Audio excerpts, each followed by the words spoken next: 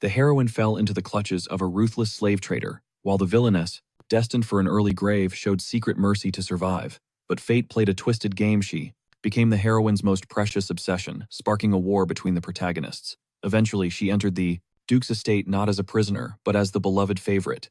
It all started when Melo turned 10 and realized she was trapped inside a tragic novel. The 5-year-old female lead had lost her mother in a brutal car crash, only to be tormented by a kidnapper and her daughter. The original story ended with them suffering endless torture until the Duke arrived to execute them on the spot. Terrified by this grim future, Melo begged her mother to abandon the dark trade, but her mother's eyes turned cold, threatening to throw her onto the streets. A year later, the nightmare began. Her mother dragged the heroine Leta into their home. Melo knew she had to be kind to the girl if she wanted to keep her head. However, her survival plan had a massive obstacle: her own mother. Every time she showed Leta an ounce of care, a verbal storm followed. Only when the tyrant left did Melo dare to sneak in with food. "Is your name Leta? I saw it on your necklace," she whispered. The girl didn't answer, just curled up and sobbed. Pity struck Melo's heart as she slid the plate forward and retreated. Watching from the shadows of the doorframe, she monitored Leta's movements. The child was starving. Leta glanced around cautiously before moving, slowly under the safety of the blanket. Seeing the plate emptied, Melo let out a breath of relief. But her cover was blown, sending Leta scrambling into a corner like a frightened rabbit. That night, Melo patted the mattress, offering a sanctuary. She explained that while simple, it was a paradise compared to the cold chair. After a tense moment, Leta climbed up and began to weep softly. Melo reached out desperate to comfort the poor soul but froze. In Leta's eyes, she was still the daughter of a monster, yet Melo refused to give up. She poured every ounce of effort into caring for the girl. 2 weeks later, the walls finally crumbled. A thunderstorm raged outside, sending Leta sprinting into Melo's room for a desperate hug. Seeing the terror in her eyes, Melo gasped, "Did someone hit you?" But Leta only buried herself deeper in the blankets. Helpless Melo threw open the window, hoping the cool night breeze would soothe the panic. But to her shock, the wailing grew louder. Melo slammed the window shut. It clicked. Leta must have lost her mother on a rainy day. The sound was a trigger. She gently guided Leta's hands. "Cover your ears," she whispered. "Block it out, and the fear goes away." Leta, trembling in the corner, slowly turned around. Melo held those tiny hands over Leta's ears, smiling warmly. "See, the rain is just a whisper now, isn't it?" The tears stopped, replaced by awe. As they curled up together, Melo murmured a promise: "Happiness is coming soon. Don't be afraid. Just sleep." And just as the plot predicted, the very next day, the Duke locked onto his daughter's signal. From that night on, Leta's heart belonged to Melo. She proudly displayed a drawing of their hands, entwined eyes shining for approval. Melo rewarded her with a cookie, and Leta giggled with pure joy. They played house, but the mood shifted when Melo was forced to play the baby. When asked to be the mom, Leta froze. She didn't understand the concept. The poor child had no memory of a mother's love. Melo's heart shattered, praying for the Duke's swift arrival. Leta asked innocently, "Will Melo come home with me?" The question hung in the air. Melo had no answer. Silence broke the child's heart, and Leta wept uncontrollably. If Melo isn't there, who will cover Leta's ears? The slave trader heard the noise and stormed in like a hurricane, shouting, "Shut up, you brat." The door slammed, shaking the room. Melo whispered soothing words as Leta choked back tears, begging to take Melo to a new home. Moments later, the mother returned with greedy eyes. Leta's price had skyrocketed, and Melo needed to keep the merchandise pristine. When Melo ignored her, the insults began. "You stupid girl," she spat, enraged by the silence. A violent shove sent the pot flying, and scalding soup splashed directly onto Melo's leg. Agony seared through her skin, leaving a horrific burn. Leta scrambled down to help, but slipped in the oily broth, crashing hard. Adrenaline masking the pain, Melo rushed to check on the fallen child. Her mother barked for a doctor. Without a coat or a second thought, Melo dashed into the freezing night. The rain poured down like tears from the heavens, but she didn't slow down for a second. Guilt gnawed at her heart. If only she hadn't answered back, maybe Leta wouldn't be hurt right now. Even when she stumbled over a jagged stone, she swallowed the scream of pain, forced herself back up, and kept sprinting into the storm. A luxurious noble carriage thundered past her in the mud, but Melo was too focused to care. She finally located the village's only doctor. They galloped back on horseback, the wind whipping their faces, only to find an ominous carriage parked right in front of the house. Ice filled Melo's veins. She realized this was the fated day Leta would leave. Since her own mother was a wanted criminal, the doctor warned Melo to stay hidden, to avoid getting dragged down. But Melo couldn't care less about herself. Her heart screamed only for Leta's wounds. Just then, a tall figure emerged from the shadows. Leta followed close behind him, clutching her teddy bear like a lifeline. Seeing her safe, a wave of relief washed over Melo's soul. She had always prayed for Leta to return to her true home and find happiness. But the pain of separation stung like a blade. Suddenly her mother was dragged out and thrown to the mud. The doctor urged Melo to run now. Yet through the chaos, she swore she heard a voice calling her name. The next morning, Melo returned to the silent house. The fancy carriage and Leta were gone. All that remained was a crudely drawn picture of them holding hands. Melo knew deep down. Destiny had likely parted their ways forever, and those golden memories would slowly fade into the past. If Leta were here, she would wipe these tears away. Was her mind playing tricks on her? She swore she heard Leta's sweet voice again. 2 tiny feet appeared in her vision. Before she could blink, Leta launched herself into Melo's arms, seeing her tears. Leta puffed up her cheeks in anger. Who dared to make baby Melo cry? Big sister Leta will beat them up for you. Hearing that protective tone, Melo couldn't stop herself from squeezing Leta tight. But confusion swirled. How was she here? Shouldn't she be miles away by now? Suddenly a man handed her a cup of water, his voice deep. You are the daughter of that slave trader, aren't you? Terror gripped Melo's heart. She recognized him instantly from the novel's cover, the Duke Loretta, Leta's father. Melo hurriedly bowed, stammering apologies. But Loretta was a man of justice, who knew exactly where to draw the line. Since Melo wasn't an accomplice, he wouldn't punish her. He even offered to sponsor her at an orphanage, but that meant she and Leta would be worlds apart. Leta wasn't having it. She explained that whenever the rain terrified her, Melo was the one who covered her ears and kept her safe. That is why she loved Melo. Melo squeezed her small hand back and confessed with a smile that she loved Leta just as much. Leta cheered, practically glowing. So Leta and Melo like each other. Yesterday without Melo, I cried my eyes out. She turned to her father with puppy dog eyes. Daddy is the best, so please let us stay together. Seeing how his daughter's spirit had brightened instantly upon reuniting with Melo, compared to the gloom of last night, he turned and asked for Melo's decision. Melo hesitated. Staying in the village to study medicine meant freedom, but leaving Leta alone was impossible. Melo understood the darkness waiting in the future. She knew the suffering Leta was destined to face, and wanted to shield her smile forever. Only she could steer Letitia's fate toward a brighter path. With resolve in her eyes, Melo accepted the offer. Before departing, Melo bid farewell to the doctor, announcing her journey to the capital. The doctor handed her a bundle of medicinal herbs, telling her the door was always open if things got tough. He added one final request. If you happen to run into my son in the capital, smack him for me. That brat has not sent a letter in ages. Go now, and may God's blessing go with you. Inside the carriage, Leta slumbered peacefully on Melo's lap. Loretta observed the undeniable bond his daughter held for this girl. Softly, Melo whispered the truth. Leta had lost her memories, likely shattered by the overwhelming trauma. She had already forgotten her mother, and the accident left deep scars on her mind. Recovery would take time. But Melo assured him, Leta is absolutely your daughter. It wasn't just the looks. That radiant aura was identical. Loretta was stunned into silence, realizing he owed this girl a massive debt. Soon the walls of the capital rose before them. A guard intercepted them immediately. His Majesty summons you urgently. Loretta had no choice but to command his knights to escort the girls to the ducal estate first. No sooner had they arrived than Mrs. Higgins, the head housekeeper, marched Melo to the bathroom. Do you want to catch your death? Get in that tub right now. But disaster struck. Melo scalded her hand on the hot water. She tried to douse it with cold, but Mrs. Higgins lunged forward to stop her, terrifying Melo into silence. However, Mrs. Higgins wasn't the monster she seemed. She was sharp as a thistle, but soft as down. Soon, Melo was soaking in a perfect warm bath surrounded by floating toys. Spotting the dark bruises mapping Melo's skin, Higgins went quiet. Without a word, she began gently applying healing ointment. Melo's jaw dropped in pure awe. The pajamas Mrs. Higgins gifted her were absolutely gorgeous. They chatted for ages until Leta's eyes grew heavy. Melo gently tucked her in like a precious treasure. The next morning, a shadow loomed over her bed. Melo expected Mrs. Higgins, but a boy's voice shattered the silence. Is this ugly shrimp really a Baldwin? Melo instantly recognized him. It was Roni, the heroine's second brother. According to the original plot, his next move was cruel. He was about to pinch the sleeping Leta awake. Melo's reflexes kicked in. She blocked his hand and pressed a finger to her lips, commanding silence. This random girl totally threw Roni off his game.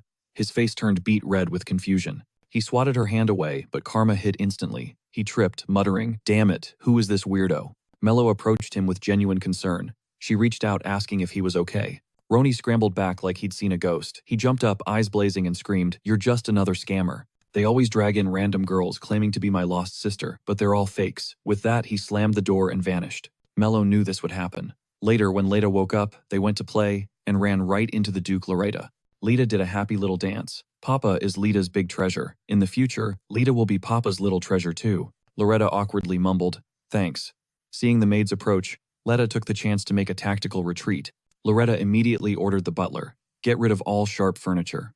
But when the butler suggested visiting Leta, Loretta refused cold. The maids overheard and whispers started spreading. "Is Leta really the Duke's daughter?" One maid boldly confronted Leta while she was enjoying dessert. Leta confidently declared she was her father's daughter, not because a priest said so, but because Melo did. The maid snapped impatiently, "If you can't prove you're the Duke's real blood, Melo will be thrown in prison for lying." That night, Leta worriedly asked Melo how to make her father happy. Melo thought for a moment. She guided Leta to take deep, calming breaths with her. She comforted her, "Even if you do nothing, your father will love you."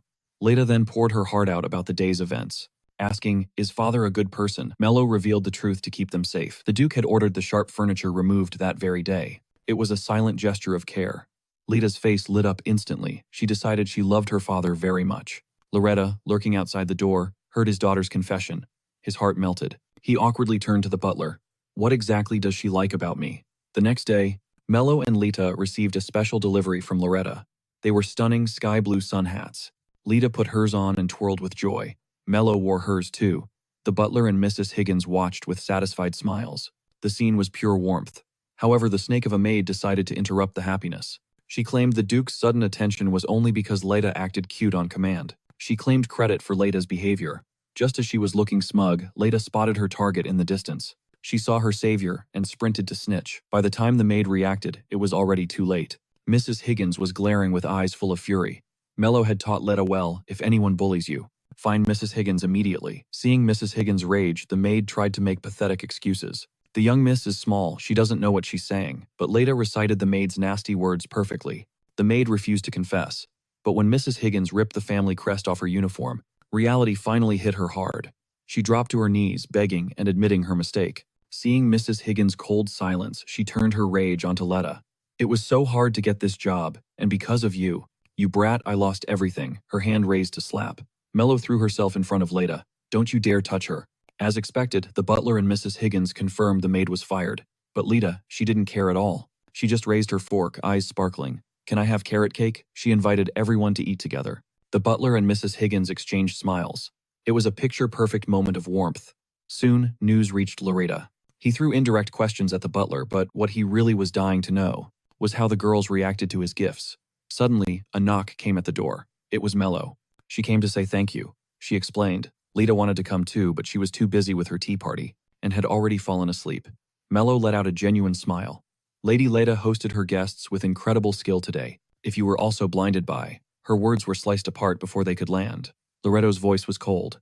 "Afternoon tea isn't to my taste." He dismissed her to her quarters, but his stoic mask hid a storm of concern swirling within him. Her complexion, it's ghostly pale. Is she unwell? Before making her exit, Melo offered a bow of sincere gratitude. "This bonnet is exquisite. Thank you, Your Grace. I shall treasure it with my life."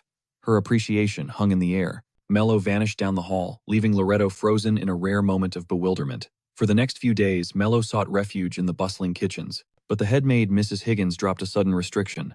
"Tomorrow, the kitchen is off limits." The reason the family council had dispatched 3 elders. Her voice dropped to a grave whisper, warning Melo never to wander alone, especially at night, or you'll face consequences far worse than a scolding. Later, shadows lengthened as Melo crept through the corridor. An icy chill crawled up her spine. Mrs. Higgins's ominous warning echoed in her mind, sending her heart racing. Suddenly, a hand shot out from the darkness. Melo spun around, dodging instinctively, only to find Ronnie standing there. His usual smirk was gone. He beckoned her closer, his voice a low rumble of urgency. "Watch your back around the elders. They're plotting to throw you both out, especially the Grand Elder." Melo blinked. The novel's prickly second male lead was actually worried about her safety. She smiled, promising to tell Leta how much her brother cared. "No," Ronnie shouted, instantly jumping to his feet in denial. He turned his back, throwing himself onto the sofa to hide his embarrassment. Melo quickly bowed. "Apologies, young master. Did I overstep?" Ronnie glared over his shoulder. "Just shut up." With that, he stormed out, slamming the door. Melo cheekily stuck her tongue out at his retreating figure. At the crack of dawn, the girls were roused from their slumber. "What's happening?" Melo groggily asked. The maids were buzzing with energy. "The Duke sent more gifts," they squealed. Leta couldn't wait another second and tore into the wrapping. Inside lay a dazzling green ribbon encrusted with precious gems. Meanwhile, Loretto was facing a storm of his own in the council room. The elders were furious about harboring a slave merchant's daughter. Loretto stood firm. "Melo is my guest." But the Grand Elder countered with chilling calm. "Duke, you know the law. The filthy blood of a criminal cannot be allowed within the sacred Baldwin lineage. Even a single toe inside stains our honor. Surely the late Duke would never condone this. Laredo didn't blink. I am the master of this house. Who I invite is my decision alone. A heavy silence crushed the room. Just then, the butler arrived with urgent news. The temple has responded. Night fell. Melo packed Leta's favorite pillow. She knew the original plot to stop Leta from entering the temple. The elders would kidnap her tonight. Melo had to move her to the safest place on earth. Loretto looked up at a soft knock. He opened the door to find Leta and Melo huddled together. Melo swallowed her fear and whispered, "Please, save us." Laredo paused, stunned. Melo explained hurriedly, "Young master, Ronnie warned us of danger. He said to be careful. And I believe you are the only one we can trust. In the original story, when Leta was taken, this man tore the world apart to find her. I guarantee your safety," Loretto vowed. Melo bowed in relief. But as she turned to leave, Leta's eyes snapped open. "Why isn't Melo staying?" Laredo hesitated, the elder's poisonous words ringing in his ears. "No," Leta's cry pierced the air.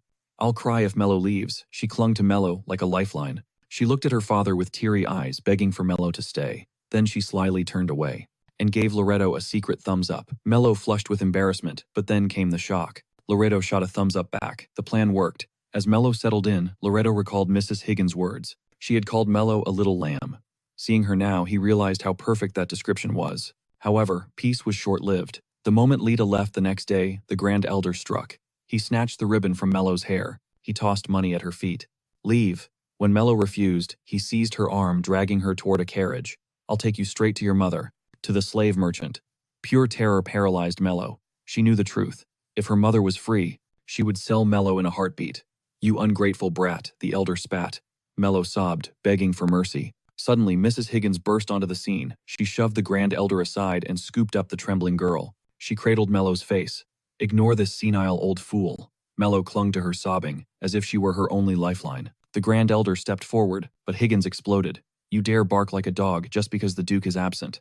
You think you own this place, you narrow-minded fossils." But before she could finish her tirade, the Great Elder didn't just slap her. He delivered a vicious backhand. Seeing this brutality, Melo's heart stopped, and she scrambled to intervene. But the Elder's goons restrained her instantly.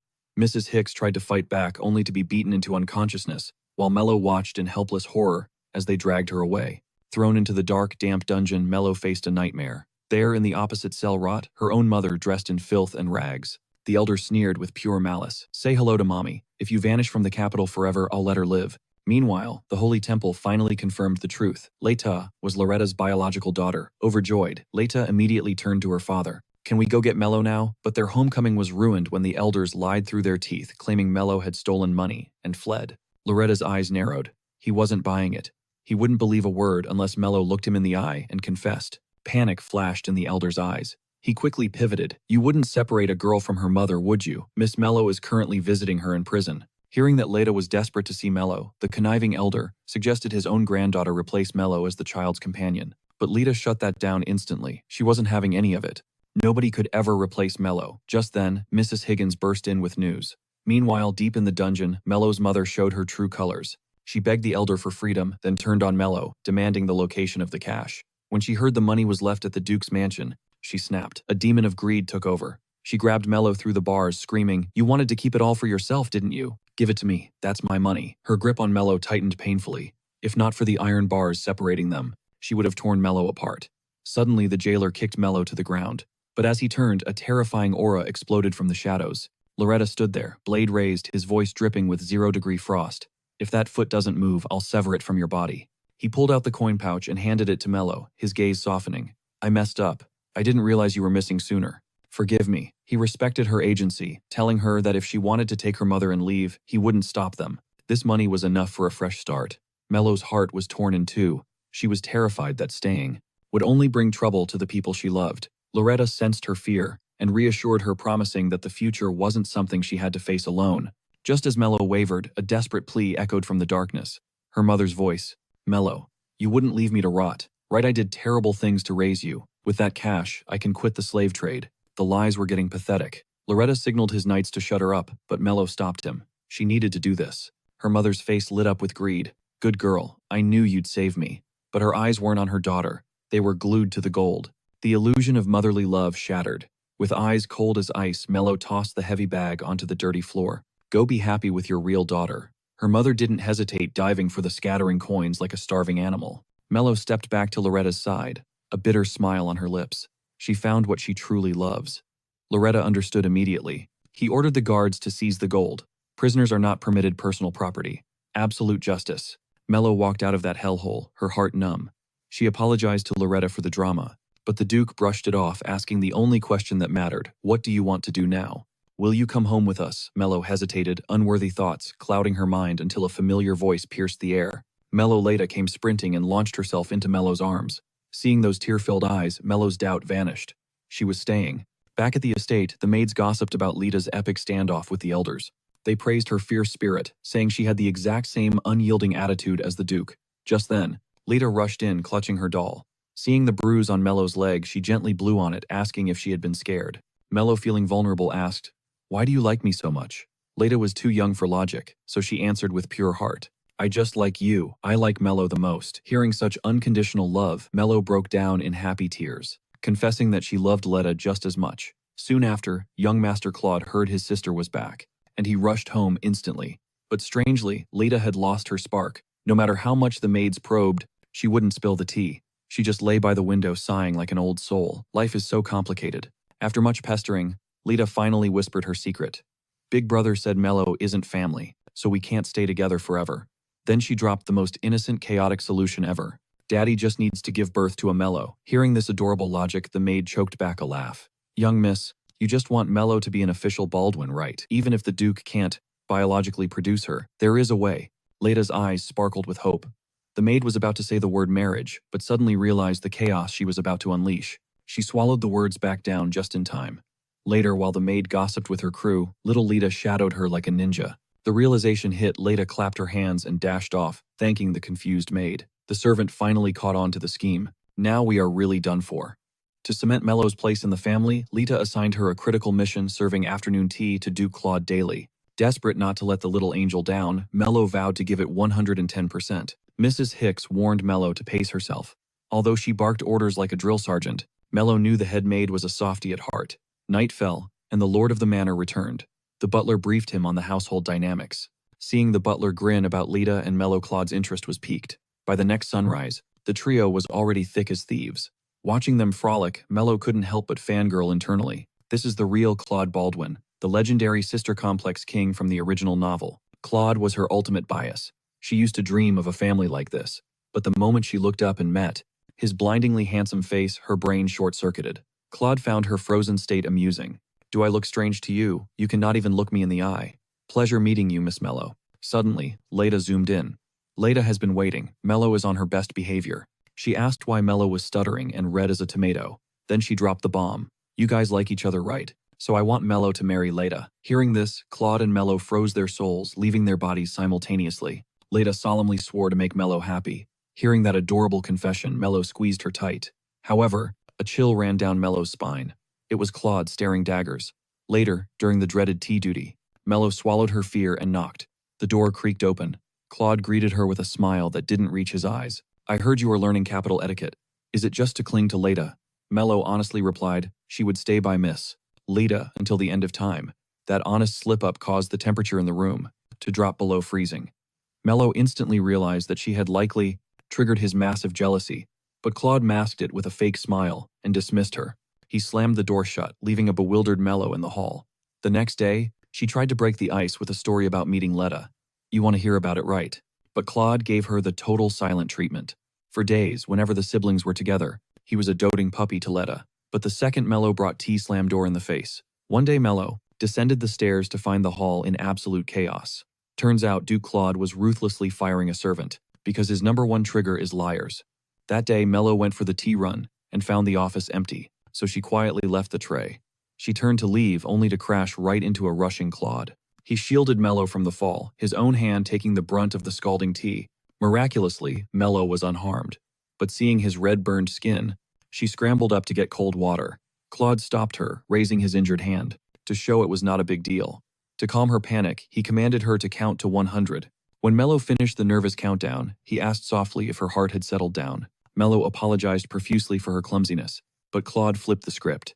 "Before entering, I should have checked first. This is on me." Melo pointed out. He had been ignoring her. Claude hung his head like a kicked puppy. I am sorry. I felt like I should apologize, but the words would not come out. I was jealous of your bond with Leta. Pretty childish for a duke, right? Melo expressed that she totally got it. After all, Baldwin men worship the ground Leta walks on. Realizing she just spoiled the plot, she stammered a messy excuse. Claude smirked, asking if she was physically incapable of lying. He tapped her forehead gently. Panic solves nothing. Own your mistakes calmly. Melo flushed a deep crimson, thanking him for the comfort. Suddenly, Claude leaned in, that charming smile turning mischievous. Can I punish you a little bit? Melo realized too late she walked into a trap. Using his burned hand as the perfect excuse, he forced her to handle his paperwork every afternoon. Watching him sip tea like a king, Melo felt scammed, especially since that hand healed in like 2 days flat. Ella was drowning in a sea of paperwork, burning the midnight oil every single night. One evening, Melo drifted down the stairs in a sleepy haze and slammed right into a solid wall of a person. Before she could even apologize, a pair of furious eyes pierced through her, but the man stormed off without a word. Suddenly, a maid appeared, informing Melo that the Duke Loretta was demanding her presence. Surprise, he hadn't called her to scold her, but to gift her a stunning new hair ornament. Basking in this warmth, a rare, genuine smile finally broke across Melo's face. But then his gaze locked onto the ink stains, smudging her cuffs. Panic seized her heart. She thought he'd see her as filthy, so she stammered out an excuse about writing. Seeing her terrified expression, he realized that her traumatic past made her walk on eggshells. With a heart full of pity, he gently patted her head. He braced himself, expecting her to apologize again. But against all odds, Melo didn't say sorry. She whispered a sincere thank you. Her response caught him off guard, but he masked it quickly, placing the delicate ribbon into Melo's trembling hands. For the next few days, Melo went into full guard dog mode outside Leta's door. In the original story, a villain sabotaged Leta's wardrobe, so she was playing the long game. However, Claude materialized from the shadows. Melo jumped back, heart pounding. Claude smirked, pointing out how suspicious it looked for her to be lurking outside a dressing room at midnight. Melo blurted out without thinking, I haven't stolen anything yet. Claude couldn't resist the opening. Not yet, that implies you are just about to start. Listening to her clumsy defense, amusement danced in his eyes. Miss Melo is far too clever. If you were going to steal, you'd go for the diamond rings, right? But relax, I won't stop you. A light bulb went off in Melo's head, and she decided to spill the beans about her true mission. She revealed the Elder's nasty plot to sabotage Leta. The moment the words left her lips, Claude's playful vibe vanished. He warned Melo against acting like a reckless hero, pointing to his own chest. He signaled that she needed to let the reliable adults handle the dirty work. Slipping off his coat, he draped it over her shoulders and commanded her to get some rest. He took her hand, declaring, I will have you asleep in 10 minutes. Melo panicked. Wait, was he planning to sing her a lullaby personally? But the reality was much sweeter. He marched her to the kitchen for a cup of special honey milk. Oh, she had definitely overthought that one. Before leaving, he tapped her shoulder with a smirk. Remember to report to my room tomorrow. We have a mountain of documents with your name on them. After all that drama, Melo returned to her room exhausted. But the moment she pushed the door open, horror struck. Her precious gift had been destroyed. She realized the culprit knew. She was guarding Leta's room and decided to take petty revenge on her instead. The next morning, the toxic elders were rushing to leave, but they couldn't leave without spitting one last insult at Melo. Hearing this, Duke Loretta's expression turned into a thunderstorm. Suddenly, Melo stepped forward. Clutching the charred ornament, she marched toward the chaos with steady steps. The elder seized the chance to scold her for being rude. A maid frantically whispered for Melo to stop, fearing the worst. The old Melo would have swallowed the insult in silence, but the new Melo, the game had changed. A fire ignited in her belly. She fought to keep her cool, channeling the icy composure Claude had taught her. Facing the old man's cruel venom, she raised her head with defiant grace. When the elder tried to banish her, Duke Loretta instantly stepped in a human shield, protecting her from the world. Feeling this overwhelming warmth, Melo slowly removed the burnt ribbon and spoke. I know my place. My mother is a criminal. I have only survived in this mansion because of the Duke's infinite mercy. That is exactly why I would never dare damage a gift from his grace. The only reason I have a roof over my head is the Duke's generosity. This ribbon was my most clear treasure, but I never imagined someone would break into my room just to burn it. If I had known, I would have guarded it with my life. Duke Loretta immediately dropped to one knee, panic in his eyes, checking if she was hurt. But when she apologized again, his sorrow turned into blinding rage. Melo tugged his sleeve to hold him back, insisting that she wasn't physically hurt or robbed, begging him to let it go. The Duke realized her strategy. She wanted to make these ungrateful elders owe her a massive debt of guilt to prevent future attacks. He decided to trust her play. He didn't execute them. He just exiled them from the estate. But these stubborn fools still hesitated. So the Duke, with a face like a demon from hell, roared at them to get out. Seeing his murderous intent, the elders shook like leaves and scrambled into their carriage to flee. Back in the safety of her room, Melo recalled the previous night. Mrs. Heejin had worked a miracle to repair the ribbon, stitching a tiny lamb over the burn mark, proving that Melo was truly loved by everyone. She finally summoned the courage to face the truth. Yet, some things once shattered can never truly be whole again. No matter how many times you try to glue the pieces back together. Right at that heavy moment, a knock echoed against the door. Melo had zero intention of answering until a voice drifted through the wood, claiming Lady Leta seemed to be asleep. Hearing that name, Melo scrambled to throw the door open, but her heart sank. No, Leta. Just Claude, standing there. Realizing she had been played, she slammed the door shut with a furious bang. Claude apologized profusely, explaining Leta was the first to notice her distress. As for why the little sister wasn't there, he hesitated, sounding awkward. That was all Melo needed to hear. She swung the door open, eyes blazing, and shouted, "You kept Leta away because you are just jealous, aren't you?" Claude silently offered a pristine handkerchief. Dead serious, she declared she would use it to blow her runny nose. Once the adrenaline faded and the embarrassment of her outburst hit her, face burned bright red, Claude extended a hand, inviting her to go find Leta together. Melo eyed him with suspicion, refusing to believe he was being this kind without a catch. He reached out again, swearing he would keep his word this time. Naturally, Melo took his hand, letting him lead the way. But to her shock, he dragged her straight into the study and pointed at a stack of documents. Melo was sure this was another twisted prank, but he vowed she could see Leta only after the work was done. He guided her to the desk, instructing her to sign her name in the ledger. Though confused by his motives, she obediently picked up the quill and wrote, "Strange." In that moment, it didn't feel like work. It felt like she was being rewarded. Melo asked cautiously if this was some sort of gift. Claude smiled with hidden meaning. The Baldwin family cherishes history, because we firmly believe that organizing the records of the past paves the way for the future. Seeing a gap on the shelf, Melo slotted the book in. "Just think," Claude whispered. "Anyone researching later will see. This entry was organized by Lady Melo Baldwin." Melo panicked, reminding him she wasn't part of the bloodline. Claude teased with a smirk that she simply needed to marry a Baldwin to fix that. Then, he dropped a bomb. "My adorable sister says she wants to do it." Melo hung her head in shame, knowing that with her lowly background, marrying into a ducal house was strictly impossible. Claude feigned shock. "Are you going to reject my sister?" Melo scrambled to explain, "Leta is precious. We will be together forever." The words left her mouth and dread washed over her. The last time she said that, he threw her out. But this time, Claude just chuckled behind his hand. She quickly clarified. She couldn't literally marry Leta, remembering Leta had a destined suitor waiting for her. Melo inevitably thought of the male lead from the original novel. They finally left the study. The moment Leta spotted Melo, she sprinted over, claiming she had been waiting alone with a special gift. Hearing the word gift, Melo's mind flashed back to the ledger in the study. Leta looked up with starry eyes, asking if she liked it. Melo froze for 3 whole seconds. Recovering, she forced a bright smile, telling her she loved it. Leta's face lit up like the sun. She stood on her tiptoes and threw herself into her beloved Melo's arms. Meanwhile, the date for Melo's mother's execution had been set in stone. But the woman had one final demand: to spend her remaining days in prison with her daughter. When Duke Loretta broke the news, Melo paused, then instinctively apologized. Hearing that reflexive sorry again pierced the Duke's heart.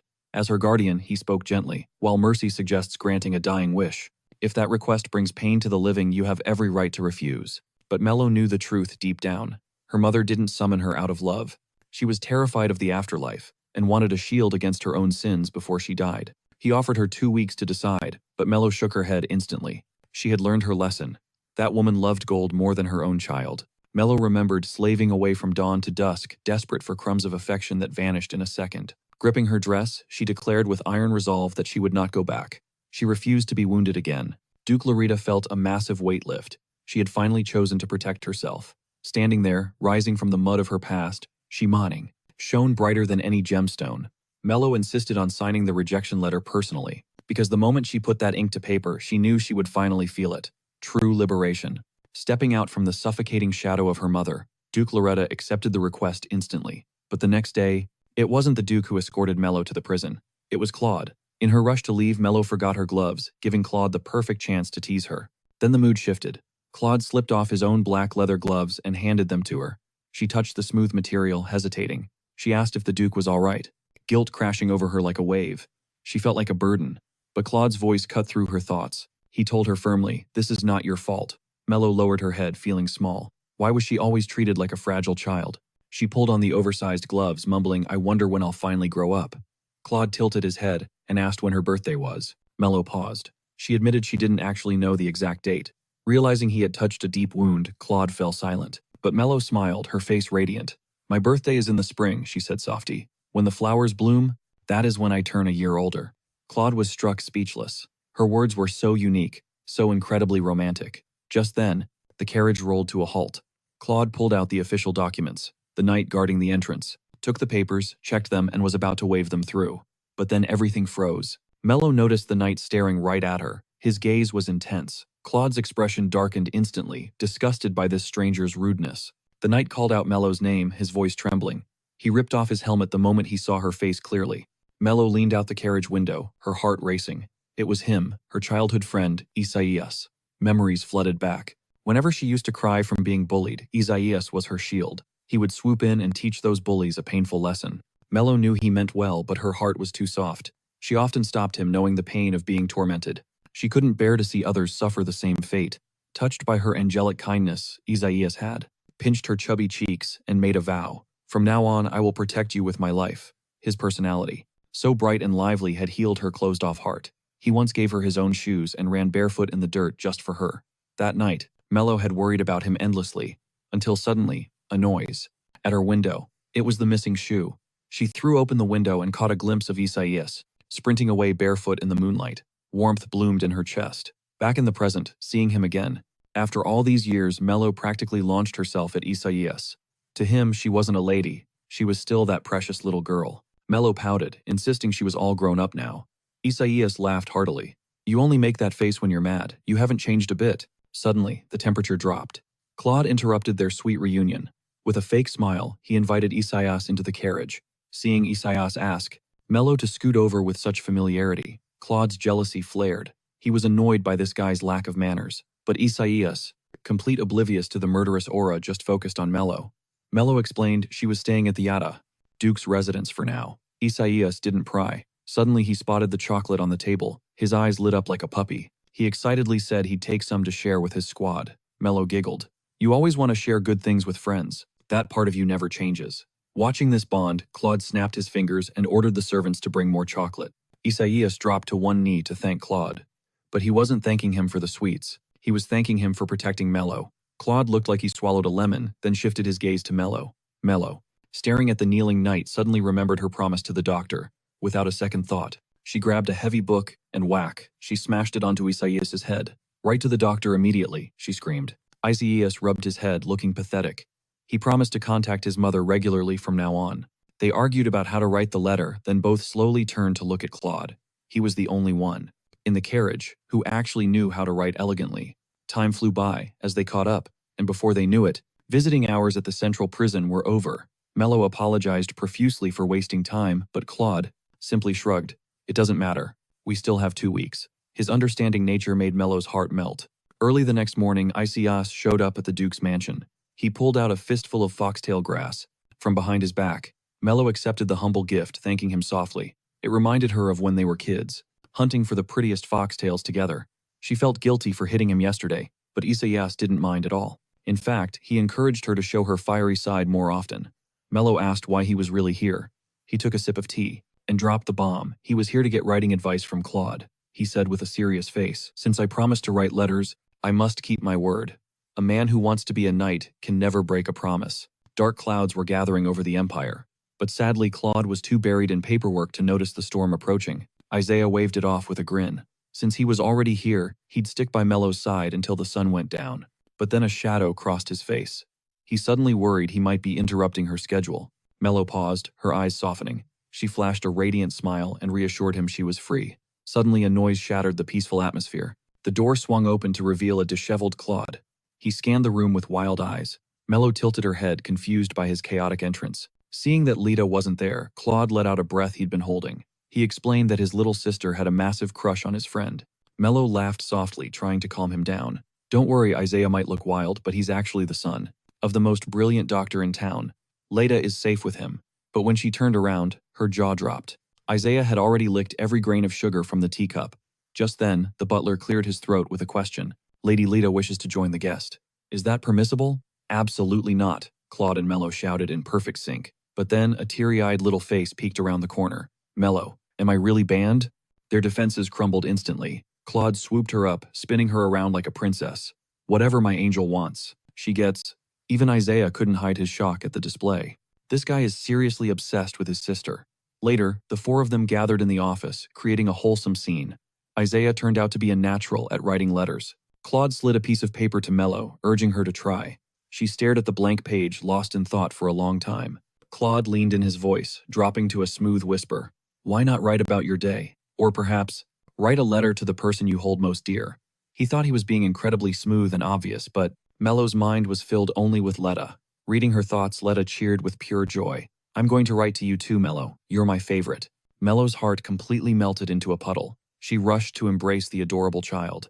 Later, Melo cornered Isaiah for a serious talk. She demanded he write at least one letter every single week. He reluctantly agreed, but his expression turned serious. He had a condition of his own. He begged Melo never to visit her mother.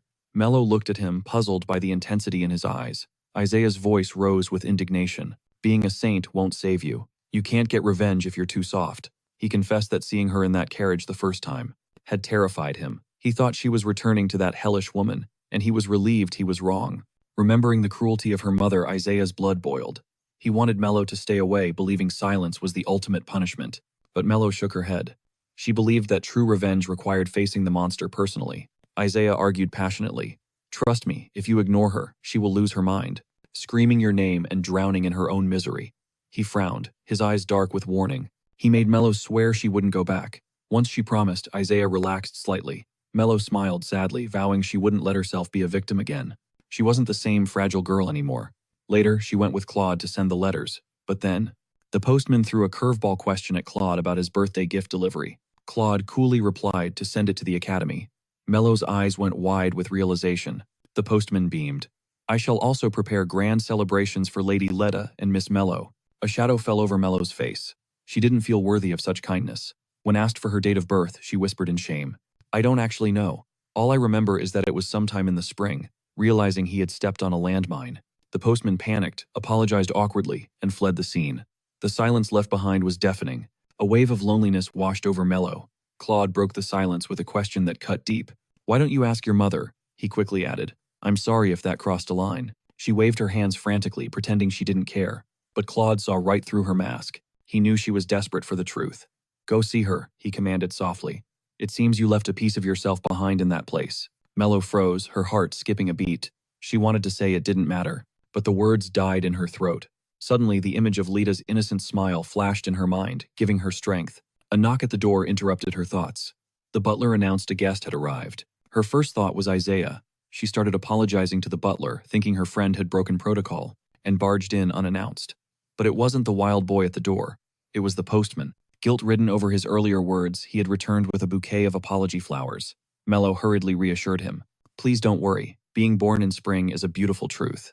The postman looked at her with admiration. Even if it were, the undeniable truth, using it as a weapon to hurt her, was unforgivable. He offered a different path. Melo should simply claim a day any day as her birthday. After all, happiness is a birthright, not a privilege. His logic slowly dismantled her defenses.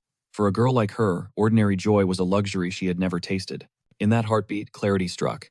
If she kept running, true happiness would remain a mirage forever. Steeling her nerves, she made the hard choice to break her pact with Isaiah and face her mother alone. Claude noticed the shadows darkening her face and stepped in.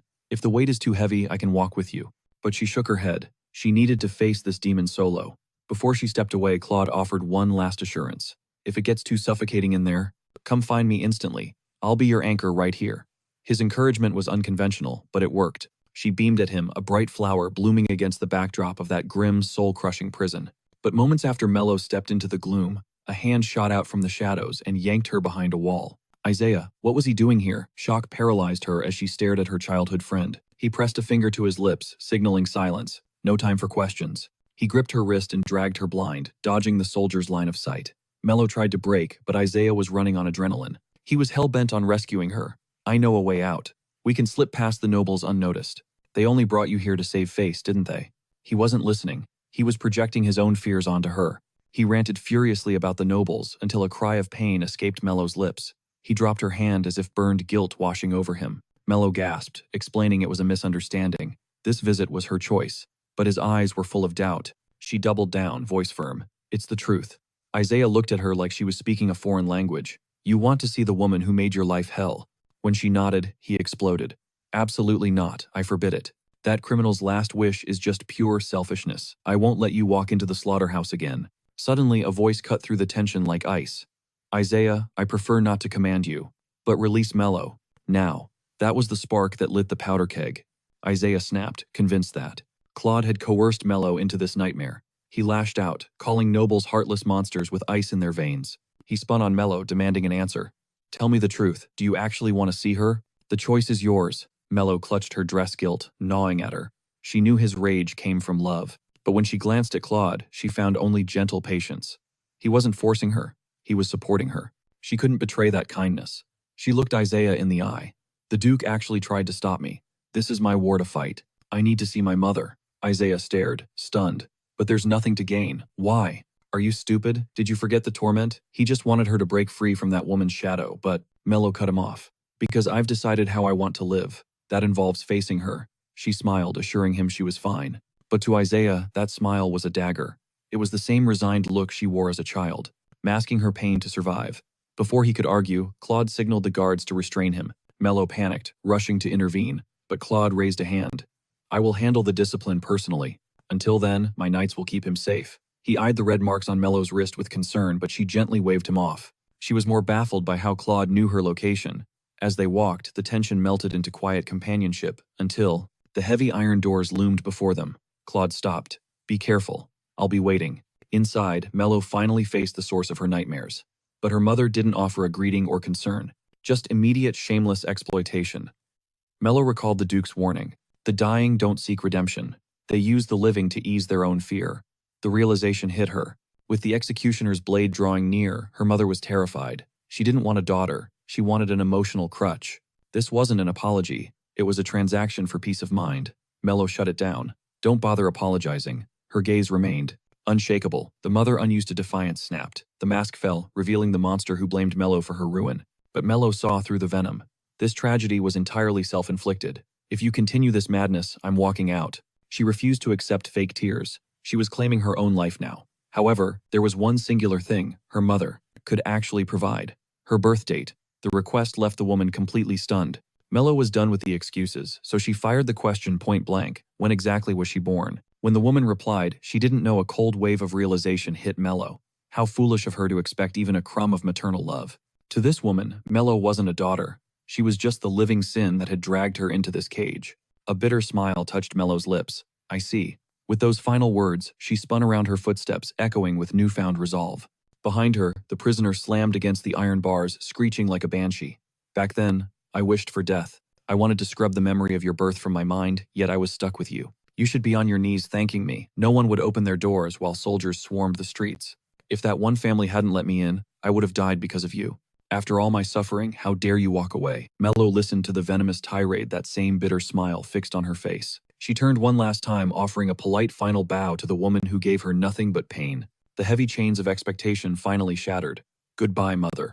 Upon seeing this, the woman screamed her name in a frenzy. You ungrateful brat, I never should have given birth to you. However, Melo marched toward the exit without a backward glance. Outside, the warm embrace of sunlight kissed the hem of her dress. She looked up and froze. Claude was waiting there like a guardian angel. Instantly, the heavy weight in her chest evaporated. Seeing her, Claude turned and extended a hand, his gaze soft. Come, I'll take you. Melo tilted her head, curious. Did he mean to the carriage or the Duke's estate? But as his fingers interlaced with hers, pulling her from the gloom into the light, she realized he meant something more profound. Let's go home. That evening, Duke Loretta was casually flipping through a magazine when a soft knock interrupted him. Excuse the intrusion, I've returned. Perfect timing because the Duke had a bone to pick. I heard about the incident with the young guard. Panic flared in Melo's eyes. She immediately pleaded for Isaiah's safety, explaining everything. He had always been her shield. Now, it was her turn to defend him. The Duke nodded solemnly. I understand. Melo exhaled, her shoulders dropping. So he's off the hook. But the Duke crushed that hope instantly. A proper punishment will help the boy grow. He then slid a fashion magazine across the desk. He intended for her to pick out her own wardrobe, but Melo's wires got crossed completely. She assumed he was worried about Leta's winter gear, and vowed with total confidence to choose the best outfits for the little lady. The Duke facepalmed, resigning himself to her dense nature. He really couldn't win with her. Leaving the office, Melo ran straight into Claude and a mountain of paperwork on a cart. Her soul left her body. Was she doomed to another all-nighter of copying? Claude smirked, stepping forward. You were just thinking about how to repay me for today, right? Caught red-handed in her gratitude, she had no choice but to agree, tears of defeat shimmering in her eyes. But back in the study, Claude didn't hand her work. He handed her a record book, dated exactly to her birth month.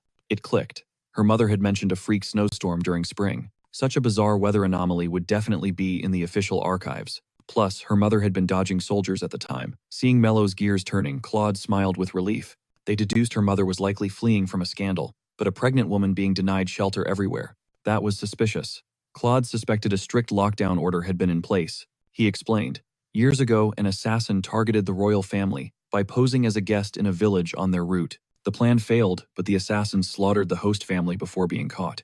Since that tragedy, a strict decree forbade hosting strangers when royals passed through. And on the day of your birth, Claude continued, the emperor's brother was visiting Grays County. As he spoke, he revealed a ledger stamped with the imperial seal. He claimed he just borrowed it despite imperial records being highly classified. He definitely crossed a line. A chill ran down Melo's spine. She was now an accomplice to treason. Watching him gesture to the cart, Melo suddenly remembered his promise that she wouldn't have to write only transport documents. The trap had been set from the start. She was in on this heist the moment she touched that cart. She knew he wouldn't be this helpful for free, but Claude just held the forbidden register, his eyes gleaming. What we're looking for might be right here. The answer lay just within reach, yet Melo froze, paralyzed by fear.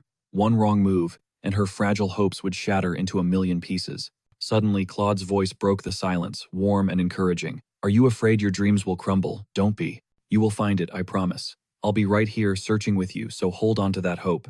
Melo was stunned. Why was he showing her such sudden, uncharacteristic gentleness? Claude merely smiled, masking his true intentions. He knew if he dared upset the person Leta cherished his little sister, would never forgive him. Feigning heartbreak, he dramatically accepted his fate. He wasn't his sister's #1 favorite anymore. With a theatrical sigh, he handed over the imperial registry. Melo's hands trembled as she accepted the heavy tome. She cracked it open with delicate precision, her heart hammering against her ribs like a war drum. Memories of a cruel childhood flooded back. The village children used to chant it like a curse, branding her the daughter of a filthy criminal. They mocked her, claiming a wretch like her didn't deserve a birthday. Her only clue was a whisper from the past that she arrived when the spring blossoms were at their peak, painted the world in vibrant color. Overwhelmed, she buried her face in the pages, her voice trembling as emotions choked her words. Yet, despite the painful memories there, it was proof of her existence. She had found her birthday. Gently, Claude reached out and brushed the tears from her cheeks. Now he whispered softly, you can finally tell me when to celebrate you. The very next day, a special gift arrived, a drawing sketched just for her. She stared at it for 2 whole hours, completely mesmerized. A soft, genuine smile tugged at the corners of her lips, without her even realizing it. But the moment was interrupted. A visitor had arrived. In the reception room, Isaiah paced back and forth, practically vibrating with anxiety. The sound of the door opening made him jump out of his skin. When his eyes locked onto Melo, he looked like he was on the verge of a total breakdown. He dropped to his knees instantly. I was wrong. I'm such a massive idiot. I never should have forced you into that corner. Please punish me. Melo offered him a gentle, forgiving smile. No, I'm the one who owes you an apology. You always told me to face my problems head on, yet I always chose to run away. So thank you. As their gazes met in that quiet room, the air grew heavy with realization. In that split second, the truth hit Isaiah like a ton of bricks. He had always claimed he wanted Melo to stand on her own 2 feet. But now that she was actually doing it, a bitter disappointment settled in his chest. The truth was, he loved being the one she relied on. Still, he forced a relieved smile. Melo extended her hand warmly. Let's call a truce with a handshake. But then Isaiah's eyes snagged on a bruise on her wrist. Panic exploded in his eyes. He slammed his forehead against the floor, repeatedly begging, hit me, I deserve it. Beat me until your anger is gone. Strike me down. Melo frantically waved her hands to explain. No, stop. You didn't do this. It was Roni. The incident had happened days ago. Roni had stormed in demanding justice, insisting he deserved the exact same royal treatment as his brother Claude. He refused to be left out. Melo, ever the professional, agreed immediately. However, young Master Roni, you are too young for tea. I shall prepare warm milk instead. Roni exploded with rage at being treated like a toddler. Later, chaos ensued. In a fit of pique, he stood up too fast, sending a teacup crashing to the floor. As he panicked and tried to clean the shards, he sliced his hand. Melo rushed in to save him from further harm, cutting her own wrist in the process. Hearing this backstory, Isaiah instantly transformed into an overprotective guard dog. Why on earth is she serving you? He snarled. Sensing the tension, Melo quickly tried to pivot the conversation. she asked the one question she was dreading. Were you punished for the incident at the prison that day? At the mere mention of it, the light died in Isaiah's eyes, his expression twisting into something dark and bitter. The memory of that day burned in his mind. The Duke hadn't just spared him, he offered a path to glory as a knight. But the price of redemption, scrubbing the knighthood's filthy socks, the stench was so foul it nearly choked the life out of him. Melo's playful smile cut through the gloom. Thank the stars that nightmare is over, she teased. I was worried sick about you. Her radiance hit him like a spell. Isaias turned beet red instantly. But just as he opened his mouth to confess, Roni crashed the moment. Pouting like a stormy little prince, he barked at Melo. How long do you plan to keep me waiting? My premium jellies are turning into soup. Do you have any idea how hard it is to get these limited edition treats? Noticing eyes on his injured hand, his pride kicked in, and he snapped it behind his back. Whatever, just follow me right now. I demand my tea time. But Melo shut him down with a single savage line. Stick to milk, short stack, or you'll never grow tall. Roni shot her a deadly side-eye, measuring her height with pure skepticism, completely ghosting poor Isaias, kneeling on the floor. Fine, since you're begging me, I suppose I can tolerate a glass of milk, he huffed with maximum attitude. Isaias, tired of being treated like air, finally snapped. Melo isn't your personal servant, but the situation spiraled into chaos. Even little Leta got dragged into their rivalry. The stakes, whoever wins gets exclusive rights to Melo's time for the day. Leta stared at her cards with grandmaster intensity. Suddenly she shot up, silencing their bickering instantly. Bam! She slammed her cards on the table. Hands on her hips, she declared total victory. Leta, 1 boys, 0. Melo's heart absolutely melted. She scooped Leta up in a bear hug, showering the tiny winner with endless praise. But Roni screamed, Object, this war isn't over. Sure, Leta dominated the card game, but his ego wouldn't let it go. Isaias, round 2. The new challenge. A legendary heist. Roni smirked. There is a secret treasure hidden in this mansion. Whoever steals, borrows it, first claims victory. Melo tried to talk sense into them, but their ears were closed. She sighed, realizing the Baldwin bloodline was cursed with recklessness. With Roni's challenge laid out on the table, Isaias accepted the duel without blinking. Meanwhile, Leta was just living her best life, snuggled in Melo's arms. Only Melo was screaming internally, can someone please stop this pointless drama? But the plot thickened. For generations, the Higgins family served as the iron-willed butlers of the Baldwin estate. Their sacred duty, to chronicle every single event in the mansion. The study was a fortress containing the entire history of the house. Those massive logs held the absolute truth of every day. To the Higgins clan, these records were more precious than gold. Leta dozed off, bored by their antics. Meanwhile, the childish rivals Roni and Isaias finalized the rules of engagement. Mission: infiltrate and retrieve the June log. Getting caught means instant defeat. Melo watched from the shadows, thinking, weirdly enough, these two idiots make a perfect team. Later, when the coast was clear, Roni went full stealth mode into the study. Suddenly, Melo materialized out of nowhere. We need to talk, she whispered. Footsteps. A maid was approaching. Panic surged, and he yanked Melo inside, slamming the door. His heart hammered against his ribs. This bet was everything to him. He glared, convinced she was there to sabotage his victory. Did you come here just to get in my way? I won't surrender. When I win, you owe me a private tea session. Melo blinked, completely confused. Private. With him. Roni's face exploded into 50 shades of red. I meant you serving me tea. What kind of weird stuff are you imagining? But Melo wasn't there for games. She'd noticed his wound hadn't healed, and had snuck in with a first aid kit just for him. Realizing she risked getting caught just to patch him up, Roni's internal happiness gauge hit max level. But Melo had a question. She was genuinely worried Isaias might trigger a disaster. If things went south, she needed to know if Roni would have his back. Roni thumped his chest with noble pride. That guy is my guest. Even if the sky falls, protecting him is my duty. Melo giggled. I knew you didn't actually hate him. Roni whipped his head away, too stubborn to admit she was right. Anyway, what did you want to ask? Melo's gaze turned serious. Young master, is there something heavy on your heart you need to say? Is that why you're obsessed with me serving you tea? Roni looked down, guilt washing over him. Back when I called you a liar and told you to leave. It was because our house was swarming with con artists back then. They spun lies to use us. I thought you were just another one of them. I'm sorry. I was wrong. Silence hung in the air. Roni trembled under her gaze, terrified. Did my words back then leave a scar on you? Melo shook her head instantly. She knew the truth. Roni had a razor-sharp tongue, but a heart made of pure gold. The kid was an open book. His emotions were written all over his face. Then, struggling with his pride, Roni whispered, You don't have to leave. You have nowhere else to go anyway. And I don't want to be alone again.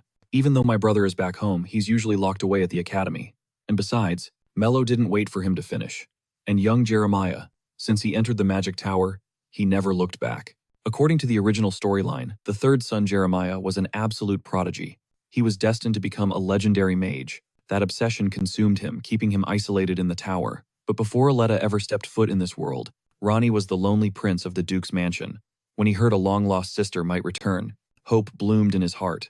But reality was cruel. Only scammers and imposters arrived at the gates. Every single time his heart was shattered. Realizing this, Melo finally understood that first moment of hostility. It explained why he branded her a liar on sight, yet latched onto her so desperately afterwards. The boy was starving for connection. But Ronnie froze. How did she know about Jeremiah? Realizing her slip-up, Melo's mind raced for an excuse. But Ronnie's eyes suddenly sparkled like stars. It was Claude, wasn't it? Nobody else would dare talk about Jeremiah. I knew it. His excitement was contagious. Jeremiah is basically a god. I heard he even snubbed the Tower Master to visit the Imperial family. That means he's next in line for the throne of magic. Soon the world will know him as Archmage Baldwin. Our family name will rule the Magic Tower. Then the Tsundere act returned. Since Jeremiah is my brother, I guess it's fine if you keep staying here. I said all that and you still look confused. Look, I prefer being alone, okay? It's just that. You don't have anywhere else to go. Those words hit Melo harder than a physical blow. She had been so focused on surviving the Duke's mansion, she completely forgot about her own place in this world. She hadn't considered where she actually belonged. Living here with Leta forever wasn't a plan. After all, she couldn't stay a child forever. One day she'd have to face the real world. Ronnie was oblivious to the existential crisis he just triggered. Suddenly, footsteps echoed outside. Their heads snapped up in terror. The door handle turned slowly. Ronnie slammed his hands over his mouth, stifling a scream. The intruder stepped in. It was Isaiah. He beelined for the study, hunting for the June records. But the search was futile. Nothing was there. Melo realized the truth, that record never existed in the first place. She turned to Ronnie. Why did you bet on the June record specifically? His answer chilled her. Claude told me to. Melo's blood ran cold. Flashbacks of the original novel flooded her mind regarding Duke Loretta. The Duke and his wife. It was a tragic contract marriage. They vowed to play the part for the family, then separate peacefully when the time came. But fate is cruel, they actually fell in love. Yet honor bound them to their tragic promise. Exactly 6 years ago, in the heat of summer, they separated. That missing record wasn't lost, it was erased. The Duke had buried that painful memory deep. And Claude, he orchestrated this game to uncover the truth of that summer. As the pieces of the puzzle clicked into place, she turned around. And her heart stopped. Ronnie saw her face pale. What? What is it? She couldn't speak, only pointing a trembling finger behind him. He turned slowly. There, bathed in the eerie glow of a lamp, stood the headmaid, Mrs. Hygen. Busted. Judgment Day arrived. Ronnie's torture was eating 2 whole carrots. Melo's sentence, forced labor in Claude's office. Claude brought up the incident with a smirk. Melo tried to use Ronnie as a human shield. It was a misunderstanding. Young Ronnie thought you told me about Jeremiah. I tried to explain, but Claude cut her off smoothly. Ronnie just kept rambling, didn't he? He never gets to talk about our brother. I can't blame him for getting excited. But tell me, Melo, why do you think we never speak of Jeremiah? The atmosphere in the room shifted instantly. Since arriving, Melo had sensed that dark undercurrent. The name Jeremiah Baldwin was taboo. In the novel, it was because the Duke couldn't handle the grief. Claude's eyes narrowed playfully. Want to know the real reason? I'll tell you. For a secret of yours. A trap. Definitely a trap. She shut him down immediately. You'll just use my secret to blackmail me into more work. I'm not that easy. But Claude just offered a mysterious smile. The game was far from over. The cold, hard truth dropped. He had only returned to the mansion on orders. It was just a temporary mission from his father, to act as Leta's guardian. Come dawn, he would vanish back to the academy. Finally, her days of forced labor would be over. Melo froze, struck by the realization. I completely forgot your departure was so close. Claude's eyes dimmed with mock hurt. Disappointed she cared so little about his life. But how could she focus on him? Her mind was a chaotic storm, obsessed with navigating the original novel's twisted plot. However, leaving in the morning was a white lie Claude had told to protect a fragile heart. He couldn't bear the thought of little Leta waking up to cry over his exit. In reality, he would slip away under the cloak of pre-dawn darkness. Claude's playful scoff shattered her trance. Your reaction is all wrong. I honestly thought you'd be throwing a party to see me go.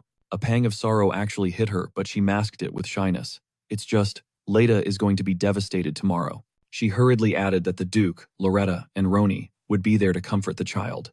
Claude's lips curled into a gentle smile. You are right. That is why I leave without fear, because she has you by her side. Melo lowered her gaze, hesitation warring within her, but the words died in her throat. The next morning, as the first light struggled to break through, Claude prepared for his silent exit. Suddenly, he spotted 2 envelopes slid under his door.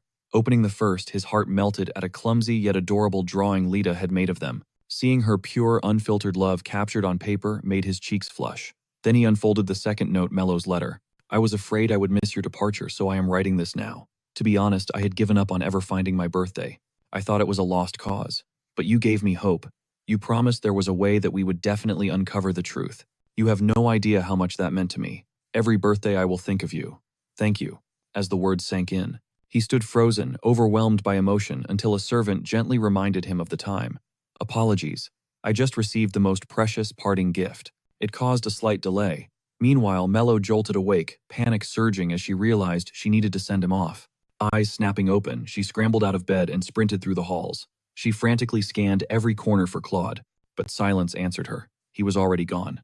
The butler, hearing the commotion, approached with a sealed response Claude had left behind. Her eyes traced his elegant handwriting. Forget the winter snow that brought you pain. I pray that the rest of your life becomes an eternal spring blooming with flowers. It was a blessing, a wish for Melo's future, to be overflowing with happiness. Miles away, Claude leaned against the carriage window, a gentle, satisfied smile gracing his lips. Back at the mansion, the mood shifted as Melo and Leta started a game of hide-and-seek. Usually spotting Leta was a piece of cake, but this time the clock ticked on, and the little girl was nowhere to be found. The butler watched them, recalling how sweetly Melo called Mrs. Higgins grandma. He desperately craved to be called grandpa too, but his shy nature sealed his lips. Seeing his hesitation, Melo assumed he had a request. She smiled warmly, telling him to ask for anything, anytime. Meanwhile, the sky outside turned an ominous shade of gray. Roni whispered his plan to Leta. Even if it gets scary, you have to hold on. Crouch down in the carriage and wait for me. If you hide here properly, Melo will never find you. Looking at the storm brewing above, wind howling and rain lashing, Leta clenched her tiny fists in terror. Thunder rumbled like a beast, making her tremble, but she chanted a silent mantra to be brave. She had to endure the fear, all because she wanted to give Melo the ultimate surprise. Hearing a noise, she pressed her face against the carriage window, eyes lighting up. She thought her beloved Melo had found her, but the darkness was empty. The rain only began to pour harder, like a curtain of despair. Crack lightning split the sky, shaking violently. The trauma of the past came flooding back, her mother's tragic death, the horrific accident, the nightmare of being snatched away by human traffickers. She collapsed to the floorboards, covering her ears desperately to block out the world. Her breathing turned ragged and shallow. Her lips barely moved, whispering Melo's name like a prayer. Then darkness took her. Overwhelmed, she fainted alone in the carriage. Back inside, Melo was spiraling into panic. She had torn the mansion apart, but Leta was nowhere to be found. The storm was raging outside. She had to hurry. A child couldn't be left alone in this weather. The thought of Leta crying alone broke her heart. She grabbed Roni for answers, and realization slammed into him instantly. He knew he had messed up big time. He seized her hand and sprinted out into the rain, dashing straight for the carriage at the entrance. A chilling memory struck Melo. Leta had been discovered years ago, trapped in a carriage during a storm just like this. She ripped the carriage door open. Horror gripped her soul as she saw little Leta lying there lifeless. The child's face was deathly pale, and every shallow breath looked like a struggle for survival. High within the mystic spires, Jeremiah, the Magic Tower's golden child and the estranged third son of House Baldwin, faced a summons from the Tower Master himself. Meanwhile, a heavy silence suffocated the Duke's estate. The doctor's examination was over, but Leta remained trapped in a coma, her mind shattered by severe psychological trauma. Even the finest medical minds were helpless against invisible wounds, leaving Roni to hang his head crushed by a mountain of guilt. Duke Loretta knelt his presence, a comforting shield, and whispered, "This isn't on you. Dry your tears. Leta is a fighter. She will pull through." But Melo was drowning in self-blame. In the original novel's timeline, Leta faced hardships, yes, but she never spiraled into a coma like this. This was a deviation caused by her presence, a variable that had twisted the plot and pushed Leta into this nightmare. Voice trembling, Melo choked out, "It is my fault." But Roni cut her off instantly, yelling, "You just wanted to play with her." Shame flushed Melo's face as she confessed, "No, it is my fault. I knew Leta's triggers. I knew what she feared, and I kept silent. That is why she got hurt." Roni fought back with raw emotion. "You did nothing wrong. I am the big brother, not knowing her fears. That failure is mine alone." He shoved the bouquet of flowers into Melo's arms, begging her to deliver them to Leta in his place, unable to face her himself. In the shadows of the master bedroom, the butler urged Duke Loretta, "We need the magic tower. I know you hate the idea, but the temple's healing has failed us. Our only hope lies with the mages. The young miss has been lost to the darkness for days." The Duke's face twisted in conflict. It wasn't just pride holding him back. It was a sacred vow to his late wife to keep their family's deepest secret buried. Exposing the truth could destroy the children's future, especially Jeremiah's. His wife's dying wish was clear once Jeremiah left. The gates of this mansion must remain forever closed to the prying eyes of the magic tower. She feared the mages would sense something unnatural. The butler's eyes pleaded. The traces of the mistress are long gone. We are safe. The Duke gazed at Leta's pale form. Finally, love outweighed fear. He sighed, defeated. I will write the request letter immediately. In the world of sorcery, mages compare themselves to vessels, containers for arcane energy. When Jeremiah first stepped into the tower, his vessel wasn't just full. It was overflowing, rivaling the power of a fully realized archmage. He manipulated raw mana with a terrifying precision that put veterans to shame. His talent was so formidable, it bordered on monstrous, striking fear into the hearts of his peers. Yet despite being hailed as the Tower Master's undisputed heir, he remained an apprentice in title. He couldn't ascend to true magehood because the Master saw it, the abyss lurking in the depths of Jeremiah's soul. His earliest memories were not of childhood joy, but of a darkness deep enough to swallow the world. That trauma made him unnaturally mature. It even made Tower Master Owen question his own methods, wondering if his guidance was failing the boy. Recently, a back injury forced Owen to delegate tasks, letting Jeremiah act as his proxy. Jeremiah thrived on the work, mistaking the burden for trust. But Owen knew it was time. Time to untangle the knots in the boy's heart. Owen asked, "Do you want the official title of mage? Then complete this final mission. Succeed and the title is yours." He slid a request letter across the desk. The moment Jeremiah saw the wax seal of the Duke's crest, the light died in his eyes. But ambition won out. He swallowed his disdain and accepted the mission, desperate to follow the path to ultimate power. Upon arriving at the Duke's mansion, he stood stiffly, introducing himself not as a son but as an apprentice of the tower. "Whatever is required, I will execute with maximum efficiency, Lord Duke." His gaze was colder than winter. Duke Leta held the silence for a heartbeat before whispering, "Welcome home. I have missed you, Jeremiah Baldwin." But Jeremiah ignored the warmth, turning his back on his father to acknowledge Roni. As he brushed past, a chilling murmur escaped his lips. If that slaver had just sold her back then, I wouldn't be wasting my time here. Roni froze, convinced he had misheard, swallowing his confusion to avoid a scene. As a big brother, Roni radiated pride, believing Jeremiah's magical prowess was the miracle Leta needed. The whole walk there, Roni had just worried about Jeremiah's well-being. Hearing Jeremiah call him brother lit up his world. He had no idea that to Jeremiah, he wasn't family. He was just an annoyance. The moment the door creaked open, Jeremiah's eyes locked onto Leta. Roni asked eagerly, "What do you think?" "Beautiful, right?" Jeremiah gave a flat, robotic reply. Roni clarified, "Not Leta. I meant the room. I decorated it myself.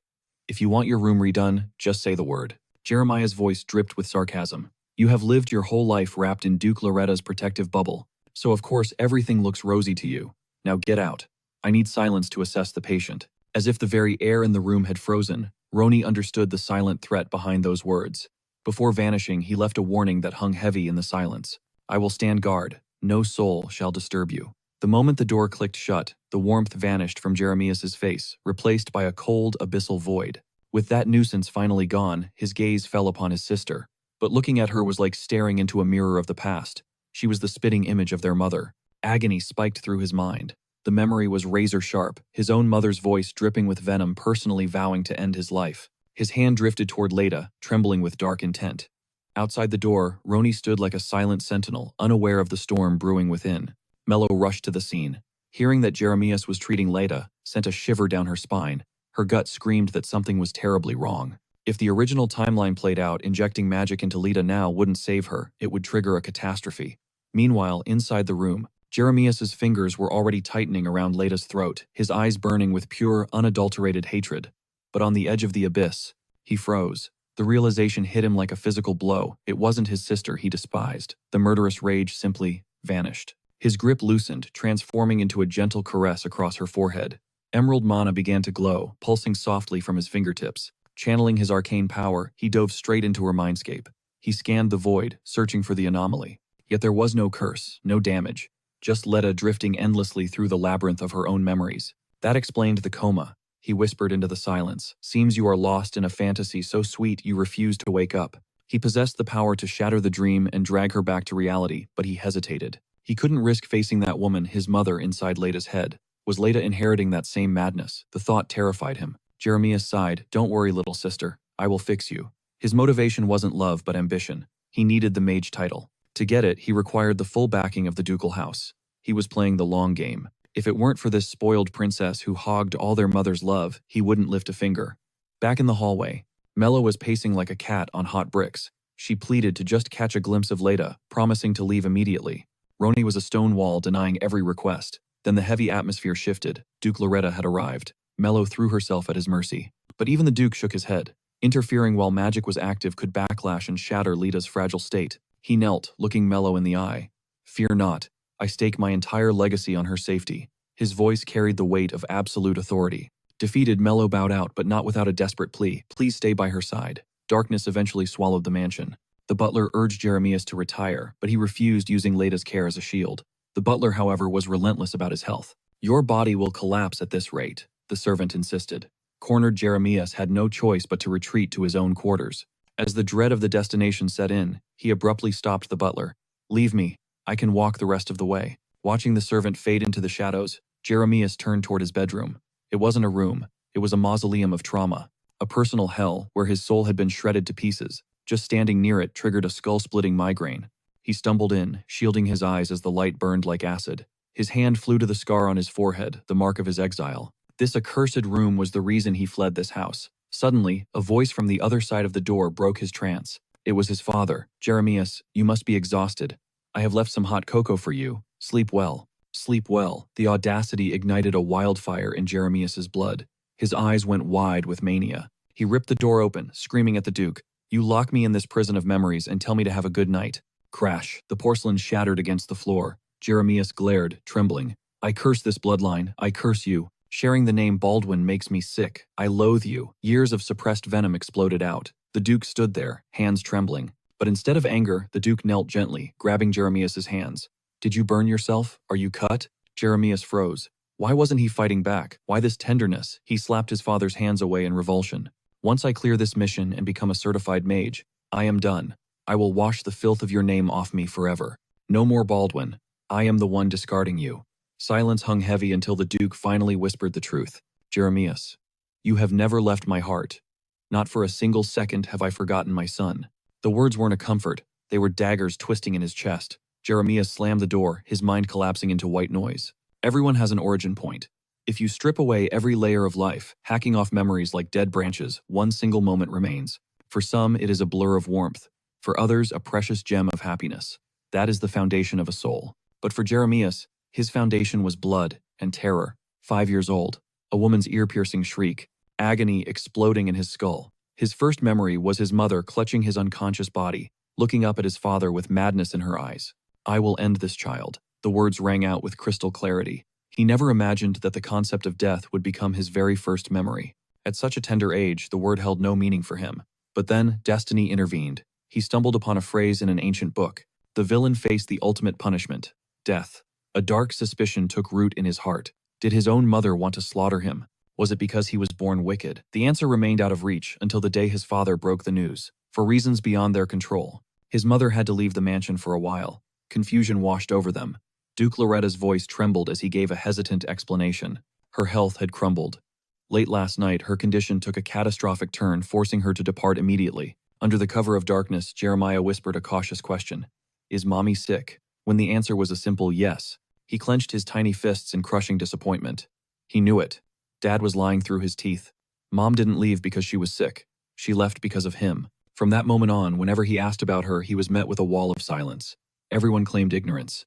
"Is she staying away because I'm a monster?" The maid immediately denied it, desperately trying to comfort him, swearing he was the best child in the world. But Jeremiah wasn't fooled. He felt the lies in his bones. His father claimed that even in her final moments at the mansion, his mother was consumed with worry for them. But Jeremiah shut his ears to it. "Liar," he screamed internally. "He's lying again. Mom left because she despises me."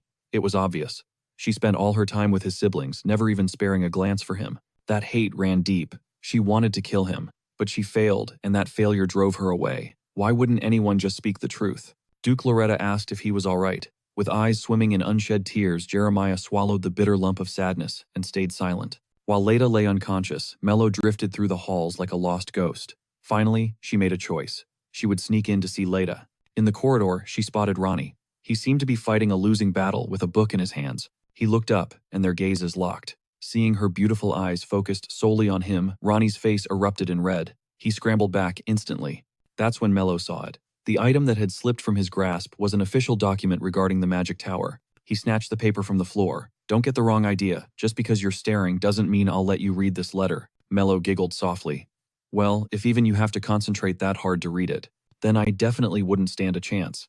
After all, you're practically using a dictionary to decipher that article. Cold sweat trickled down his neck. He was mortified. If this kept up, she'd think he was an absolute moron, who couldn't even read his own language.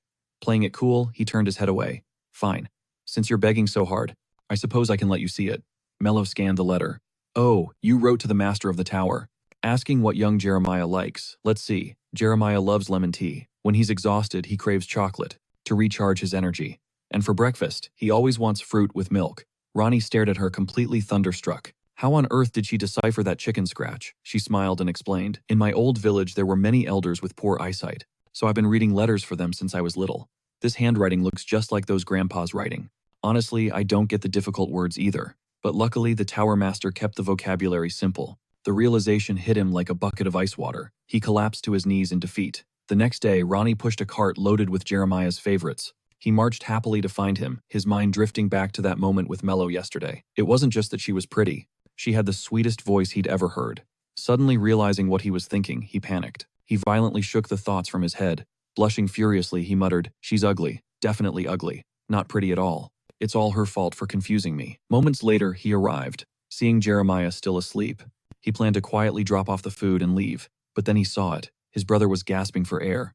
As he hesitated, wondering if he should call for help, Ronnie noticed beads of sweat covering the boy's forehead. He reached out to brush away the hair and revealed a jagged, undeniable scar. His mind raced. Why didn't anyone at the magic tower heal this? Maybe the people there weren't real family, so Jeremiah never opened his heart to them. Gently, Ronnie touched the old wound. Suddenly, Jeremiah's eyes snapped open. In a split second, a furious wind exploded outward, lifting Ronnie straight into the air.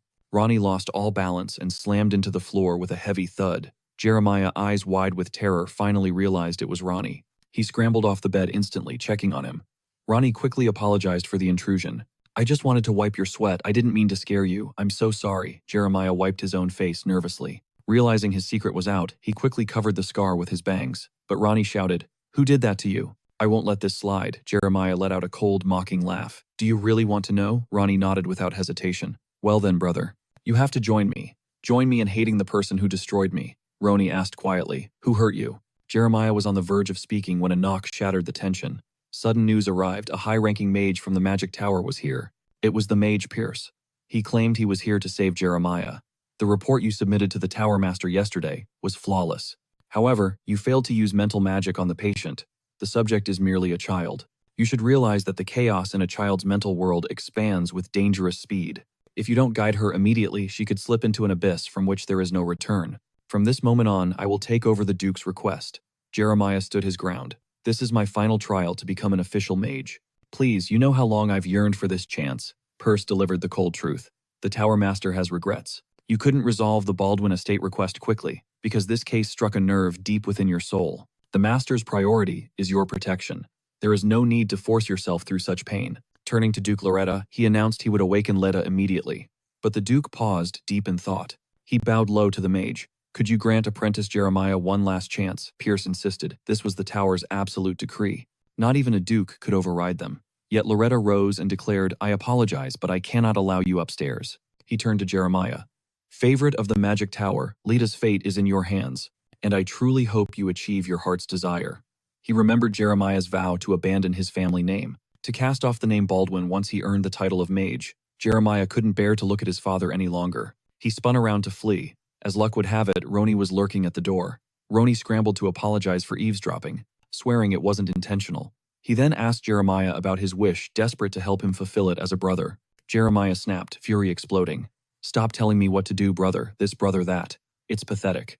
People like you. I have never considered you family." Roni stood frozen, only able to apologize over and over. Jeremiah turned his back and stormed off. "I knew coming here was a mistake." Meanwhile, Melo was by Leta's side, reading a story. Suddenly Jeremiah barged in his voice, ice cold, as he ordered Melo to leave. But Leta gripped her hand with iron strength. No matter how hard she pulled, the child wouldn't let go. The more she struggled, the tighter Leta clung. Jeremiah sighed in resignation. "I am about to intervene in her mental world. If you keep holding her hand, the magic will consume you too," he thought with disdain. "She probably won't understand even if I explain. She's just going to ask a million annoying questions." However, her insight was razor sharp. "Are you saying that if we maintain physical contact, I'll be dragged into Leta's inner world too, right?" He was shocked that the daughter of a slave trader understood magical theory. He warned her to let go immediately or the moment he cast the spell. She could be swallowed by the abyss inside Leta and never wake up. But Melo only asked if Leta would be in danger, completely ignoring her own safety. Jeremiah was stunned by her selflessness. He confirmed Leta was safe. Seeing Melo sigh in relief, he couldn't grasp why she still wouldn't let go. Young master, you said she holds my hand because she feels safe. If I let go now, what will happen to her heart? He asked if she didn't care about risking her own existence. When she nodded, yes, he shouted in fury. You say that so easily, there is no turning back. But Melo insisted the only thing she could do was to gather her courage and change the outcome. Her words stunned him into silence. He glanced at the magical aura surrounding her. It was a unique, radiating warmth. Melo asked for one favor. Please talk to Leta. She's not just cute. When she speaks, she's absolutely adorable. Once you talk to her, everything will get better. He accepted, acting tough. Close your eyes. I'm starting. Melo looked at Leta, squeezed her hand back, smiled softly, and signaled she was ready. Humans lack the power to change the past, but they possess the blessing of forgetting. And the provider of that blessing is the abyss. The abyss always devours the fragments of memory at the edges. Jeremiah slowly opened his eyes, and what he saw was the villa where his mother once lived. Meanwhile, back at the magic tower, a mage questioned Owen if sending Pierce was truly wise. Owen declared that Jeremiah's safety was paramount. As a member of the imperial family, Owen had abandoned his royal name to become a mage. He sacrificed every privilege of a prince for the sake of magic. He silently chose the lonely path of the arcane, determined to master the forbidden arts. He refused to let Jeremiah become a heartless mage who abandoned his family just like their father. Meanwhile, Jeremiah breached the villa's perimeter. But something was wrong. Melo was missing. She must have fallen into a deep magical slumber. Darkness swallowed the villa's interior. Suddenly, spectral flower petals danced in the void, glowing with an ethereal light. Jeremiah followed the trail. These phantom blossoms beckoned him forward, guiding him to a massive door. With a shove, the seal broke. Whoosh! A world of blinding color erupted as the garden sprang to life. Then a tiny hand tugged at his sleeve. Who are you? It was Leta. Thinking fast, he improvised. I am a doctor. Leta's face instantly lit up like a sunbeam. She had been desperate for a healer. She grabbed his hand and bolted. Jeremiah felt the wind rushing against his skin, the warmth of the sun, and the intoxicating scent of blooming flowers. It was terrifyingly realistic. Where are we going? He gasped. To Melo, she chirped. She is sick. He was confused. Had Melo entered the dreamscape before him? They skidded to a halt in front of a grand carriage. Melo, are you okay? Wake up. She shook the sleeping figure. Doctor, please, Melo will not wake up. Can you save her? Jeremiah stepped forward, ready to cast a spell. But the moment he saw the woman's face, his blood turned to ice. That emerald ring, that cascading golden hair, resting against the window, the faint, shallow breathing. It wasn't Melo. It was his mother. Jeremiah couldn't breathe. He turned to his sister. Why? Why do you think this is Melo? Because I like her, Leta beamed. She hugs me every day and whispers that she loves me. He realized then that Leta's heart was a fortress of pure crystal love. That was why her mindscape was so vivid. But Leta also sensed the glitch in her memory. If she is not, Melo. Leta tilted her head, confusion clouding her eyes. Then who is she? I do not know her. Rage trembled through Jeremiah's frame. Impossible. How can you forget? She was our mother.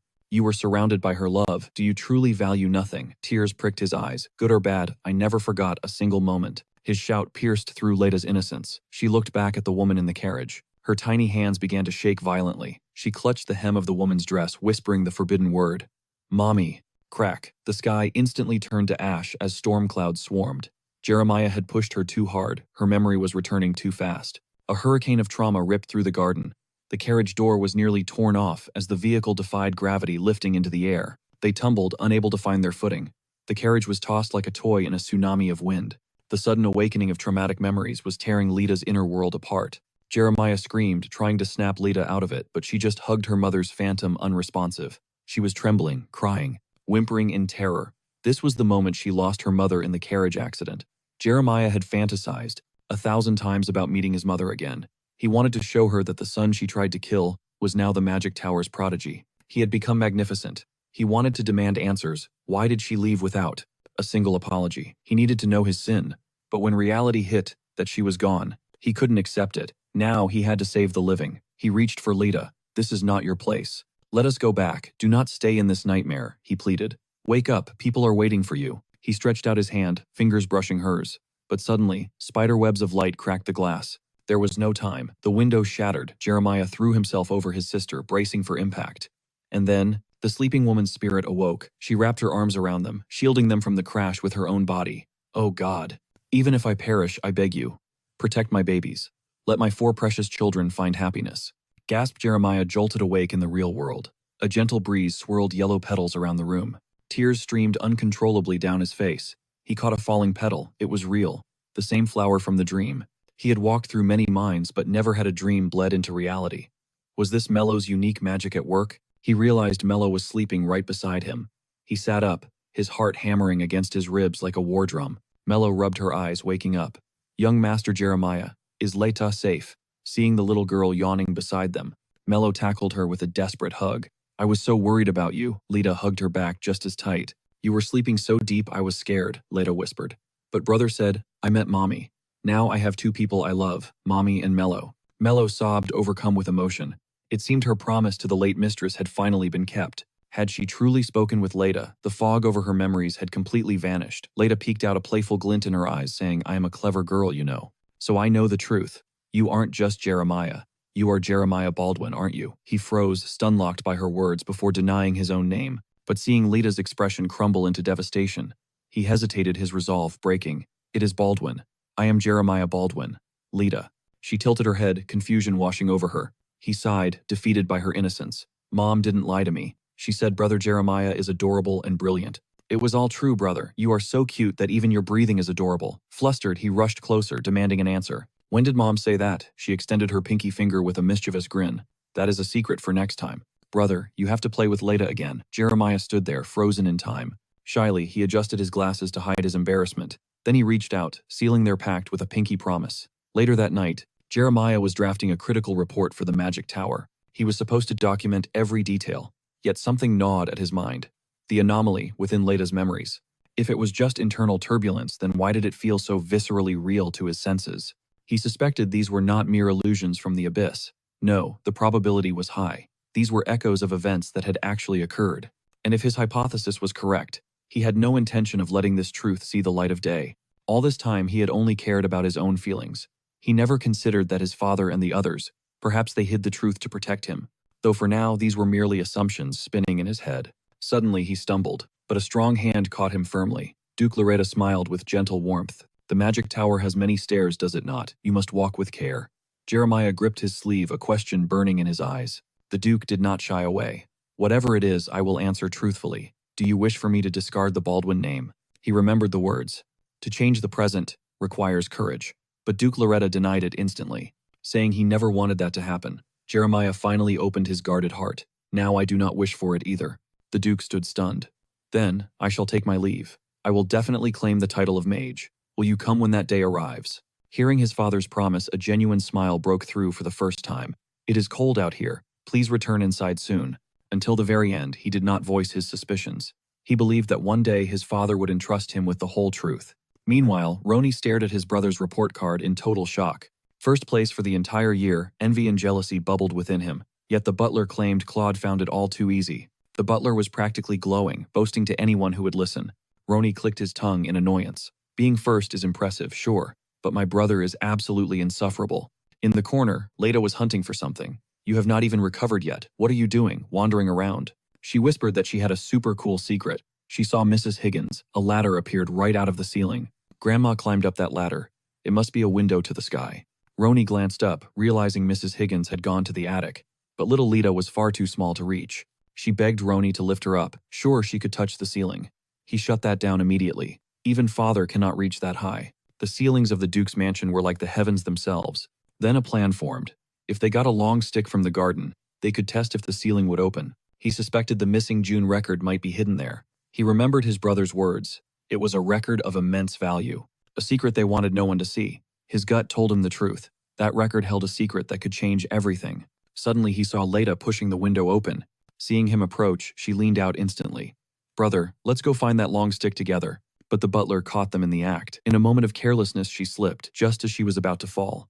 Roni dove, catching her with his own body just in time.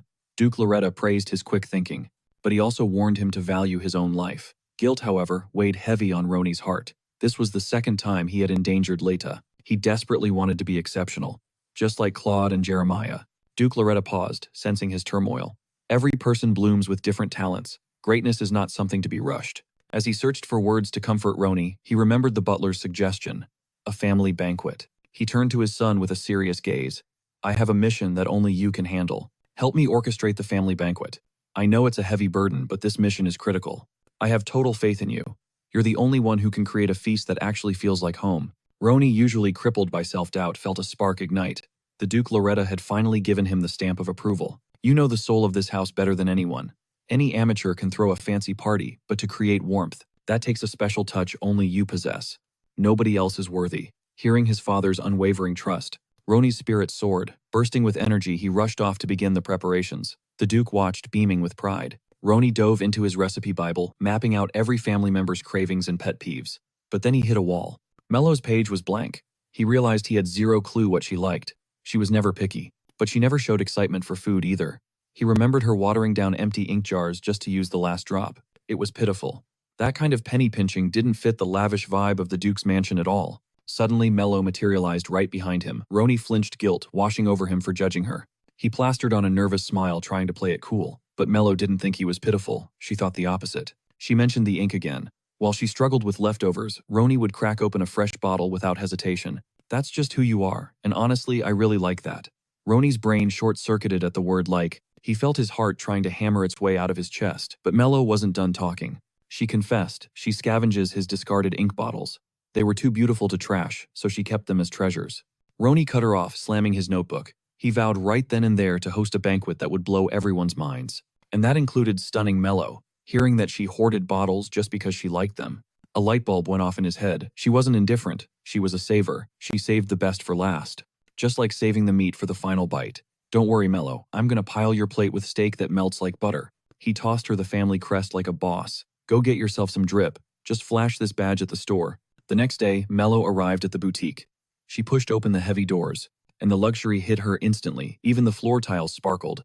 But the owner looked at her like she was gum on a shoe. How dare you use the front door? You're the temp worker, right? I heard you claim to be literate. Is that a lie too? The hag whipped out a book demanding Melo prove it. Before Melo could utter a sound, the owner branded her a liar. And thwack, she slammed the hardcover book right into Melo's skull. Then she grabbed her, trying to drag her out. Get lost, trash. I have a VIP client coming, someone I've been dying to meet. She kept jabbing the book into Melo's forehead. Melo clutched her throbbing red forehead, stunned. Suddenly, a cold hand clamped onto her shoulder. She spun around to see Claudia wearing a smile that promised murder. Looks like I don't need to ask how your day is going, Melo. I'd be happy to testify as a witness. Shall we destroy this woman in court?